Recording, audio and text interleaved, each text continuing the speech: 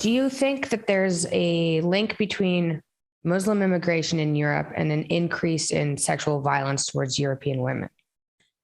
The answer to that is yes, and there are some caveats.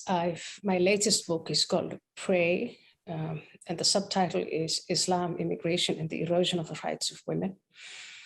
The answer, my uneasy answer to this is yes. The caveat is not all Muslim men are misogynists, and not all Muslim men harass or attack women or treat them badly. But there is a minority, and that minority is considerable. And that minority of very young Muslim men have come from societies where women are viewed differently from the way they are viewed in Europe. And once they come to Europe, they start to behave in ways that are hostile to women. Sexual harassment, rapes, gang rapes, even syndicates or grooming gangs that prey on young girls. Now, what has Islam got to do with any of this? When you talk to religious leaders, Muslim religious leaders, what they say is, well, the behavior of these men is wrong, but the fact that women are around in public, uncovered, and by themselves is also wrong. So then they propose solutions that are Sharia-based in Europe. That's one. Number two, women are divided into those who are good and modest and those who are bad. And bad women, whether it is within Islam or within the tribal culture that some of these young men come from, women who are regarded as bad are regarded as unprotected. Unprotected meaning unprotected by male guardians. So in that sense, what you see is, and I have talked to some of these young men, Muslim men in Europe, and asked them, why is it that you can't, if you behave this way in Egypt, when you come to Germany, why do you carry on behaving this way? And a lot of them who've actually done some reflection on the differences in societies just say, they explain the differences and they say, if I behaved this way in Egypt or in Afghanistan or in Iraq, I would meet with no disapproval. The women who are targeted, they are the ones who are disapproved of because they are the ones who put themselves in trouble. And so as you can see, there's this big clash of values or clash of civilization, I don't know what you want to call it.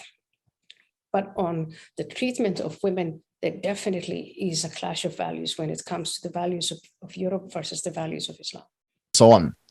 The thesis, and I'm not sure if you want to ask this as a separate question, but the thesis that McGann has put forward in her newest book, Pray, is that actually what you find is that Muslim men, the immigration of Muslim men to European countries has increased rape. This is basically it.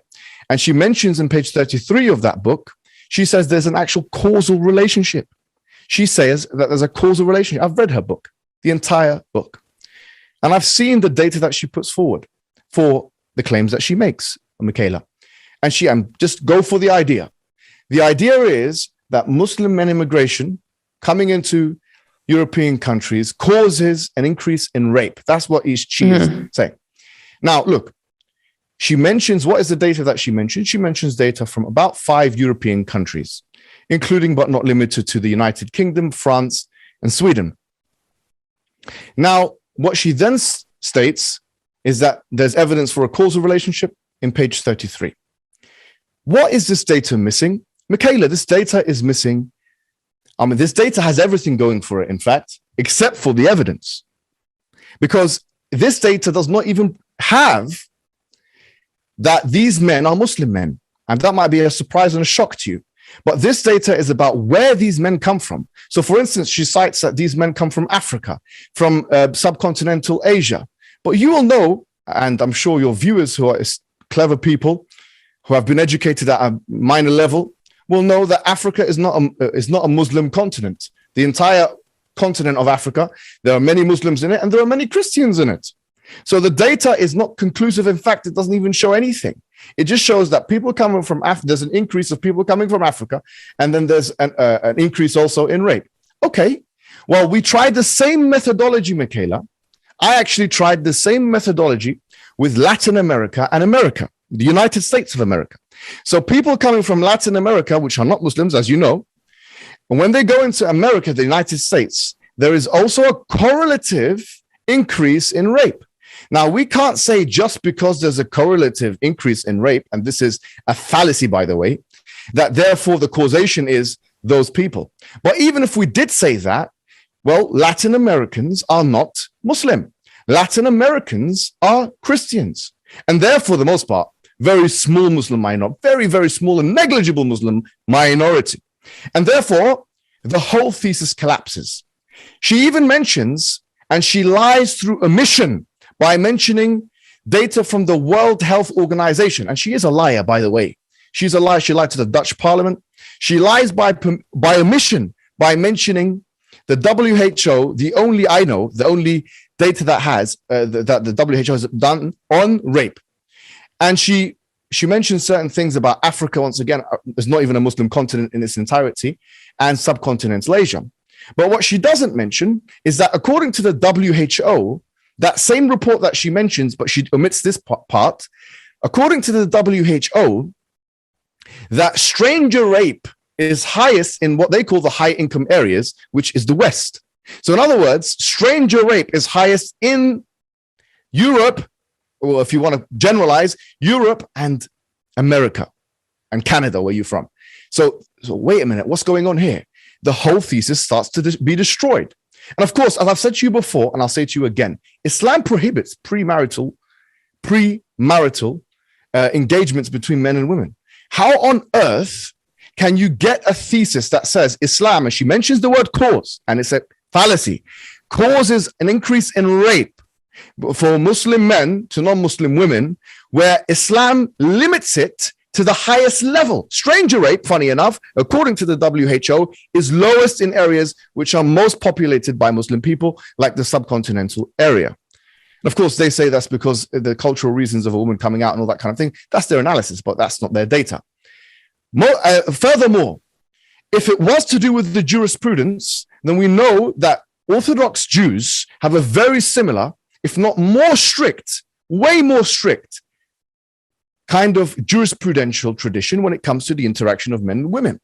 However, I will tell you, Michaela, despite that being the case, we don't see that is causing any rape within Jewish communities or Jewish men doing that to non-Jewish women. She mentions in one of her interviews that she does, she says that therefore Muslim people need to be taught how to be egalitarian. We believe in a complementarian system where there's a managerial hierarchy and the man's at the head of it. We do believe in that, Michaela. We're not going to lie to you. In the households, we believe that's the only way we can do it. However, she's saying no. She's trying to impose a feminist narrative, which you should be opposed to, and your father is already opposed to. Which she says that she's trying to that men that are coming in from abroad should now be kind of vetted by being told that they need to believe in the egalitarian family system. Now, if that's the case, that's not going to happen with just Muslims. That should also happen with Christians with traditional conservative values, and it can happen with Jews as well. And if that's the case, now this is a kind of corrosive restriction on human freedom, which is unusual. It's a creeping in of collectivist discourse, and it's very unusual because in other places she denies that she's a collectivist. In summary, therefore, I will say that the thesis is most pathetic, and is most rejected. It cannot be, and it has already been refuted, by the way, by many, many academics. But for example, Jill Filipovich, who's recently written a comprehensive refutation of this nonsense that this miserable specimen of an academic charlatan has written forward, and for some reason is being taken seriously by people. But it cannot be taken seriously by people. This is basically, let me show you something, Michaela, since we're on the topic. It's basically a rehashing of the Jewish discourses. As you can see here, the fascistic the Jewish problem. You see the white woman there and then the Jewish man. Can you see this kind of thing? Can you see it? I'm not sure if you can see that. This is the kind of thing before. I'm not sure if you can see that or not. A little bit closer would probably be better. Can you put that a bit closer, please?